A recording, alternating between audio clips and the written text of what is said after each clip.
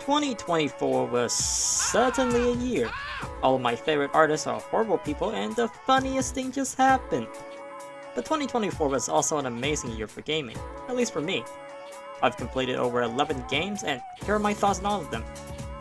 This video was supposed to come out on Christmas, but school bit my ass and held on tight, so I didn't have time to write or record anything. So here it is, everything I've played in 2024. But first, here are the games I haven't completed yet.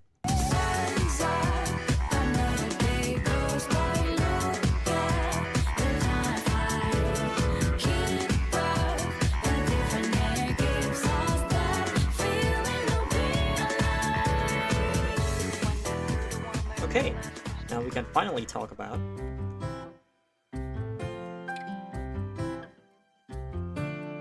A Short Hike is an indie game made by Canadian game developer Adam Robinson Yu. He has other projects as well, such as Pitfall Planet, a 2-player co-op game which was the winner of Best Overall Game in 2015. So when can I admit that I've never heard of it? A Short Hike is a lot different from Pitfall Planet. It's a single-player exploration game where you, get this, take a short hike. Yeah, that's right. The gameplay is nothing special. You're a bird who has to collect feathers to level up your flight until you can reach the top of the mountain, which is your goal. But what makes a short hike so special is not the gameplay. I don't know how to describe this feeling, but a short hike feels intimate, it feels personal. It's really calming just to have a little adventure on a silly island with animals. And have you heard the music?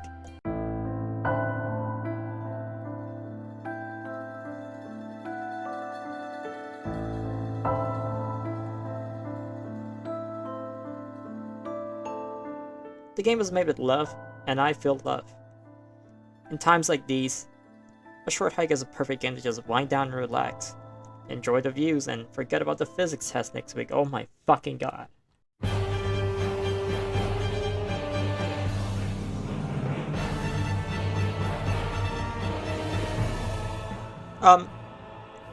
So this is quite the transition. Dark Souls and I have a really strange relationship. The youngster these days would call it toxic yaoi. Every single minute I spend in Dark Souls is torture. Everything is out to get me and I had to look up tutorials to progress through the game. But man, I love this game. It's a game that requires patience and for you to banish your ego into the void to enjoy. And in the end, I loved it.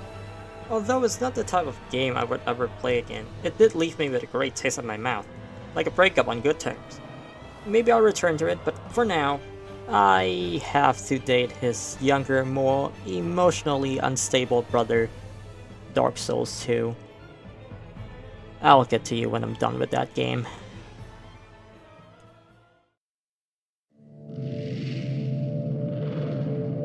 Rise and shine, Mr. Freeman. Rise and shine.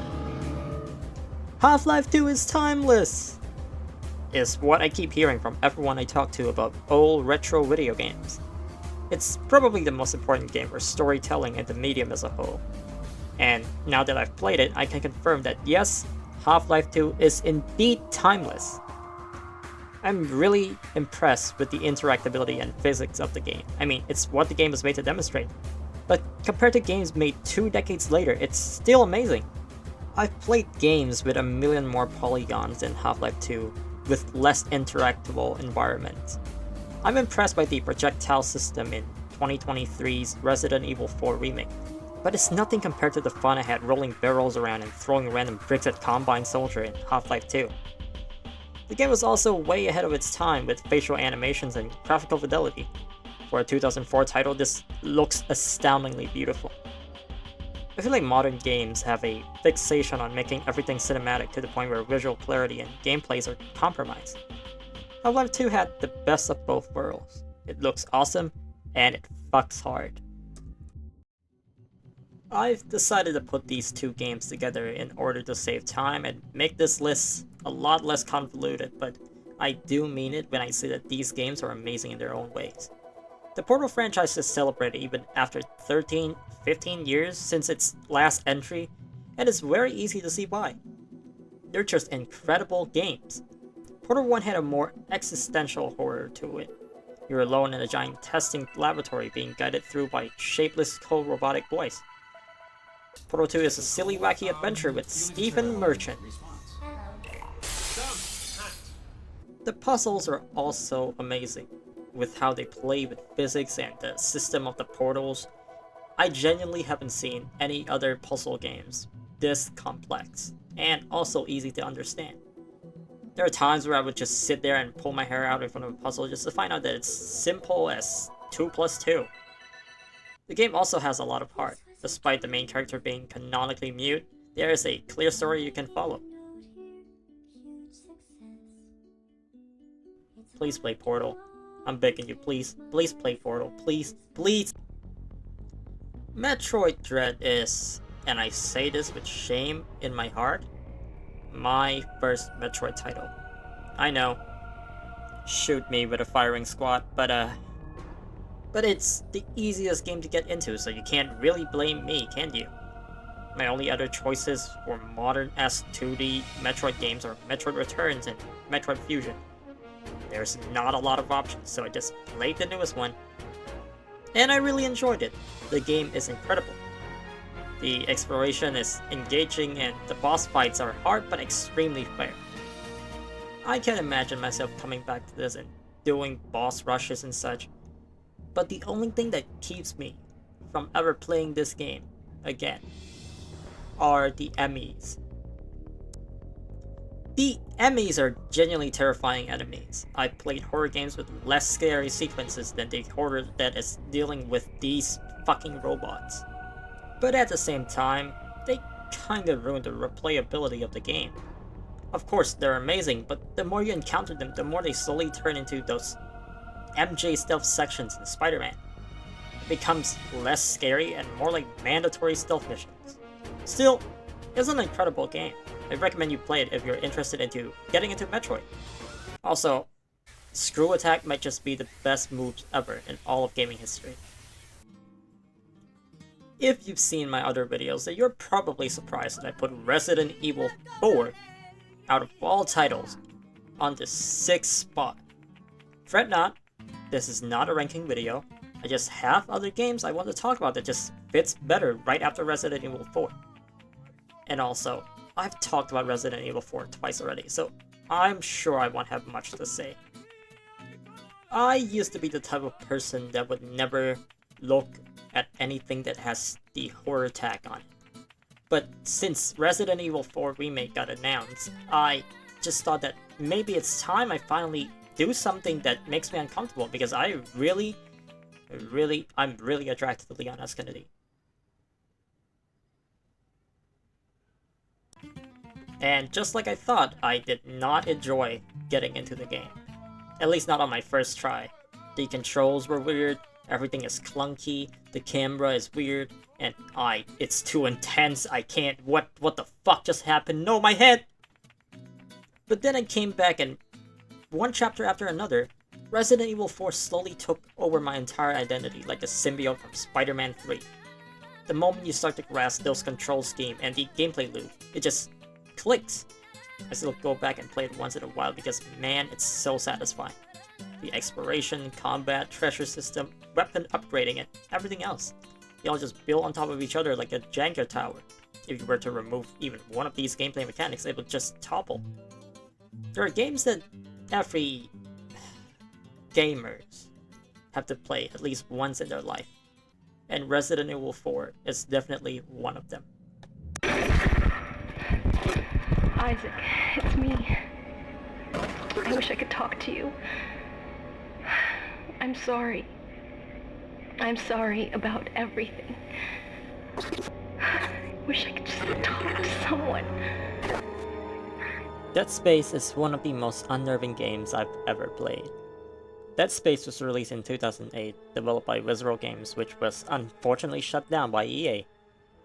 The game is clearly inspired by Resident Evil 4 with its premise and overall gameplay. The two games couldn't be any more different. Dead Space is basically if Resident Evil 4 actually delivered on the horror part of survival horror. The game is incredibly atmospheric. The enemy designs are also amazing with how unnervingly human-like they look. You could tell these things used to be humans and oh my god, those fucking babies. There are scenes that will live in my head forever, like this scene where you walk into a surgeon slicing her own throat. I really recommend playing this game if you're a fan of survival horror, because frankly, this is a survival horror masterpiece. The only problem I have with Dead Space really is the lack of replayability. There's no reason for me to go back and do it all again, which is a shame since I like doing multiple playthrough. It's basically a stay point, playing survival horror games. I've waited so long to play Resident Evil 2. Resident Evil 2 was released in 2019, 2 years after Resident Evil 7 as a way to revitalize the franchise, which almost died after the mess that is Resident Evil 6. Resident Evil 2 has quickly become a game that I would just randomly pick up and speedrun for fun because it was made to be replayed over and over again. By the way, Mr. X is fucking terrifying. I swear to God, he is the reason why I don't even like bald people in real life anymore. The amount of time I've spent inside that one safe room, next to the stairs, waiting for him to walk away as I can hear his footsteps. He's terrifying.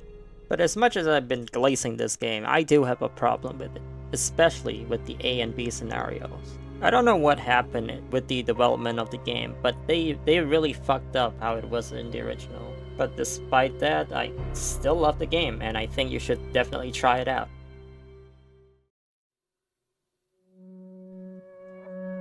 You know, I thought I knew what I was getting into when I started Resident Evil 7, because I just played Resident Evil 2 right before it. But oh boy, how wrong I was. Resident Evil 7 is a playable haunted house horror movie. It felt cinematic and extremely terrifying. Initially I thought the game was going to be like a completely different thing from previous entries since it's in first person as well as has a more condensed plot and setting compared to the other games. But I'm so glad I was completely wrong because under the diarrhea-inducing scares, Resident Evil 7 is still a corny Resident Evil game. Of course, being chased by Jack throughout the mansion is scary, and the fight with Marguerite is genuinely nausea-inducing. But there are set pieces that are very Resident Evil to the core. My favorite part in the entire game is the chainsaw fight with Jack Baker. That scene genuinely reassured me that this is a Resident Evil title. I'm not sure if I'm ever going to play this game ever again because genuinely I am very scared. But it's a very great game and I think you should play it.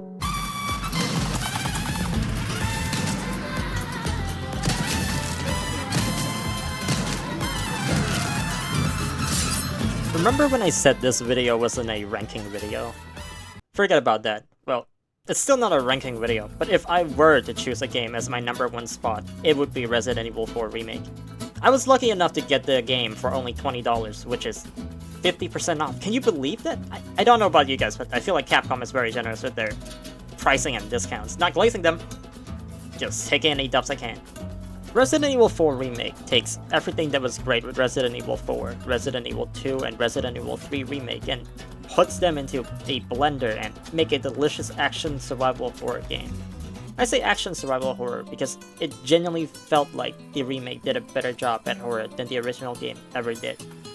The Regenerador section made me scream in a pitch I never knew existed within my vocal cord. The core game is also improved upon, with better movements, combat, as well as expanded map making exploration extremely rewarding. I spent so much time just backtracking for quests and locked treasures that I obtained the keys to.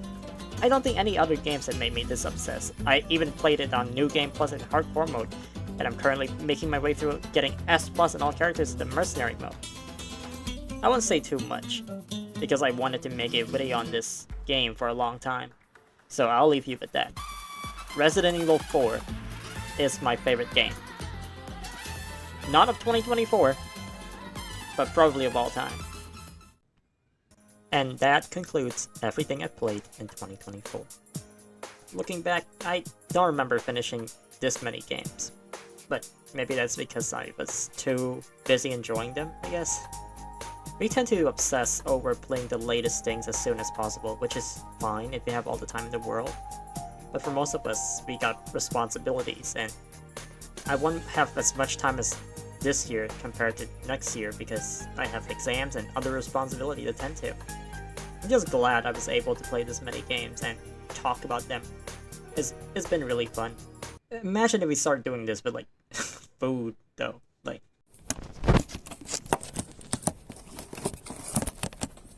my favorite food of 2024 is air fryable chicken.